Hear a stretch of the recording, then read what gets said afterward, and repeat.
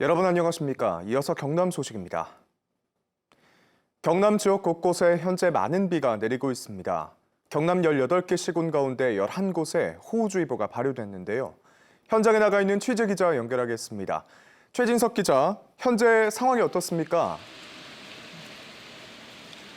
네, 제가 나와 있는 곳은 창원 도심입니다. 이곳은 현재 비가 내렸다 그쳤다를 반복하고 있는데요. 약 1시간 전과 비교하면 다시 빗방울이 점차 굵어진 상황입니다.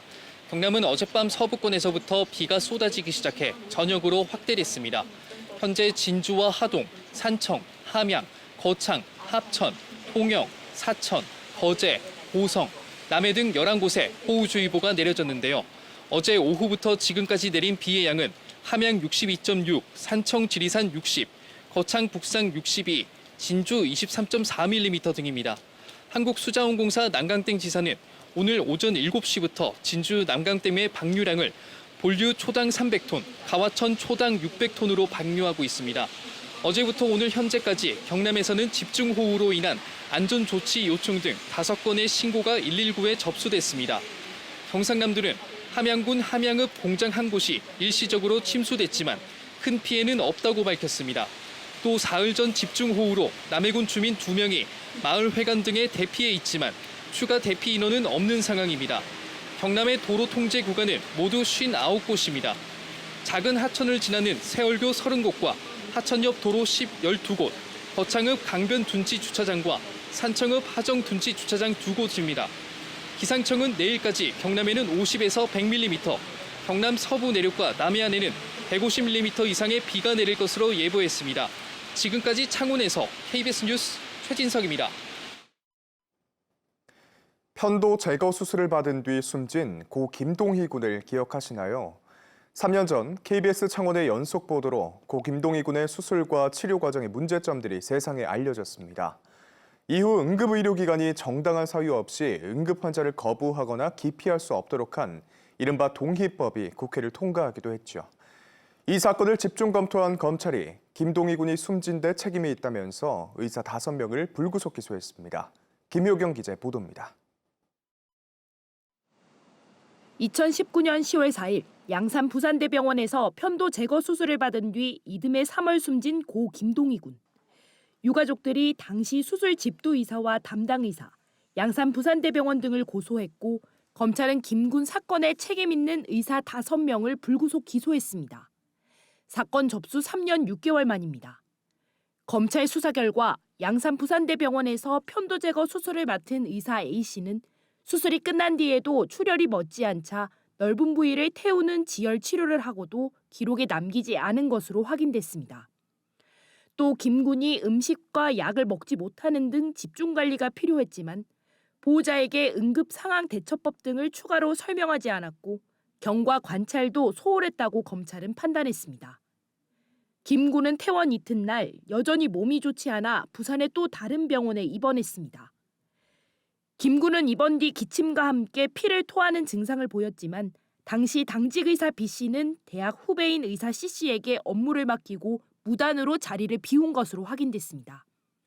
또 B 씨는 당직 간호사의 연락에도 김 군의 상태를 확인하지 않은 채 다른 병원으로 옮기라는 결정을 내렸고 대리 당직을 하던 C 씨조차 119 구급대가 올 때까지 아무런 응급 조치를 하지 않았습니다.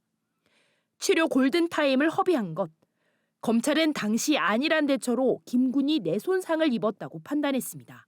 이후 119 구급요원은 양산 부산대병원에 김 군에 대한 응급의료를 요청했습니다. 하지만 소아응급실 당직이 D 씨는 2차례 요청해도 다른 응급 환자가 있을 수도 있다는 핑계로 김 군을 응급실에서 받지 않았습니다.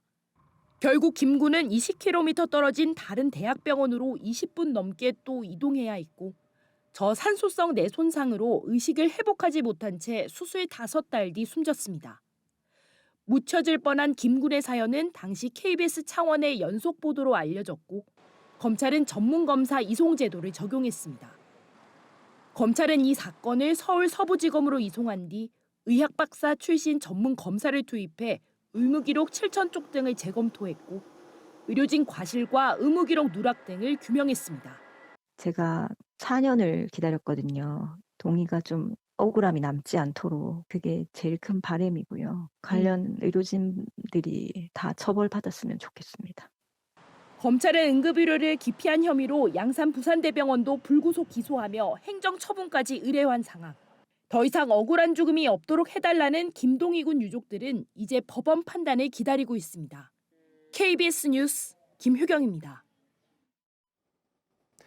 6월에 만나볼 인물은 탄생 105주년을 맞은 이성자 화백입니다. 고향 경남에서 얻은 감성으로 서양의 화단을 사로잡은 이성자 화백의 작품 세계와 삶을 진정은 기자가 전해드립니다. 1935년 진주에서 여고를 졸업한 유복한 집안의 소녀. 20에 결혼해 얻은 어린 세 아들을 두고 6.25 전쟁 중이던 1951년 홀로 프랑스 파리로 떠납니다. 살림만 살던 30대 주부는 그림을 배우기 시작한 지 불과 5년 만에 프랑스 화단에 데뷔하고 이름을 알립니다. 우리나라에서 최초로 추상화를 그린 여성 화가이자 재벌화가 이성자 화백입니다. 초기 작품에는 한국에 두고 온 어린 세 아들에 대한 그리움과 걱정이 겹겹이 쌓여 있습니다. 아주 두껍게 올려져 있는 이 물감층을 또 보실 수가 있어요. 저는 붓터치 한 터치 할 때마다 내 아들을 쓰다듬는 것 같았고 한 터치를 할 때마다 아들 밥 먹이는 것 같았고. 1965년 귀국전을 열며 잘 자란 아들들을 눈으로 확인한 화백의 작품 세계는 어머니에서 자유로워지기 시작했습니다. 선과 면을 겹쳐 보여주는 중복의 시대와 강렬한 원색을 사용한 도시 시대, 나무와 대화하는 자연 시대를 거쳐 우주 시대로 진화해갑니다. 음과 양 등 동양적 사유를 서양적으로 풀어내며 자신만의 작품 세계를 추구한 화백의 무한한 감성은 고향 경남 땅에서 시작됐습니다. 군수였던 아버지를 따라 유년 시절을 보낸 김해 왕릉과 낙동강, 창녕 화항산의 눈부신 자연은 한국적 추상 작품을 탄생시켰습니다. 갖다 도양적이고 어떡하고 뭐 그런 말을 하는데 나는 그 안에 살고 있으니까. 그렇게 화백은 1957년부터 2006년까지 회화 1,300여 점, 한화 12,000여 점, 도자기 500여 점 등 14,000여 점의 작품을 남겼습니다.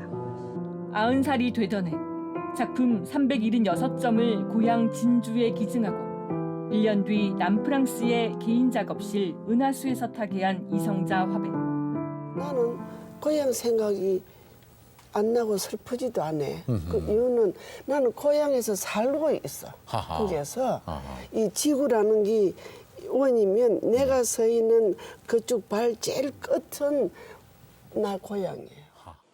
그가 떠나고 5년 뒤 문을 연 진주시립 이성자 미술관에는 격동의 시기 개인적 아픔을 이겨내고 세계적인 화가로 살다 우주로 돌아간 별이 빛나고 있습니다. KBS 뉴스 진정은입니다. 현재 남한 정체전선의 영향으로 우리 지역 곳곳에 강한 비가 내리고 있습니다. 서해상에서 많은 양의 수증기가 유입되면서 비구름이 강하게 발달해 우리 지역으로 유입되고 있는데요. 특히 내륙을 중심으로는 오늘 오후까지, 남해안을 중심으로는 밤까지 매우 강하고 많은 비가 내릴 것으로 예상되고 있습니다. 현재 서부 지역과 남해안을 중심으로는 호우특보가 발효 중인데요. 시간당 30에서 60mm의 매우 강하고 많은 비가 예상되는 만큼 비 피해 없도록 각별한 유의가 필요하겠습니다.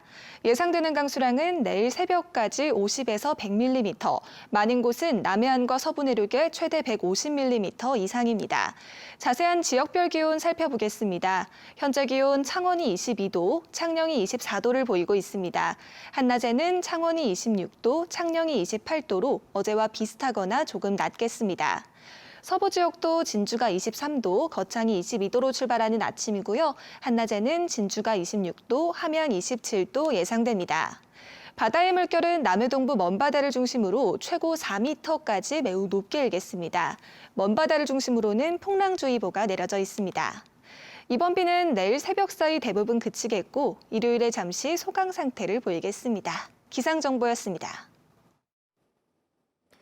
어제 오후 1시쯤 함양군 안의면 한 도로를 달리던 9.5톤 화물차가 앞서가던 고속버스를 추돌했습니다. 이 사고로 화물차 운전자 A씨가 숨지고 고속버스 운전자 B씨와 탑승객 12명도 병원으로 옮겨졌습니다. 경찰은 고속버스와 화물차가 역주행하는 승용차를 피하려다 사고가 난 것으로 보고 정확한 원인을 조사하고 있습니다. 창원 그린에너지센터가 창원시 북면 동전 일반 산단에 들어섰습니다. 국비 191억 원 등 393억 원이 투입된 창원 그린에너지센터는 태양광과 수소 연료 전지 발전, 에너지 저장 시스템 등을 갖춰 재생에너지를 기업에 공급하거나 전력 거래소에 판매합니다.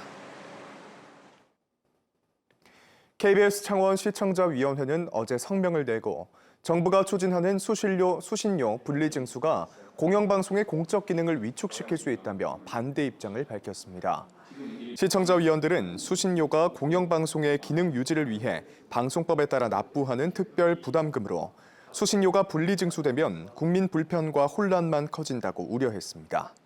또 재난방송 등 공적 기능이 축소 중단될 수밖에 없고 지역 시청자들이 가장 큰 피해를 본다며 공영방송 재원 조달 방식 변경에 대한 충분한 사회적 합의가 필요하다고 지적했습니다.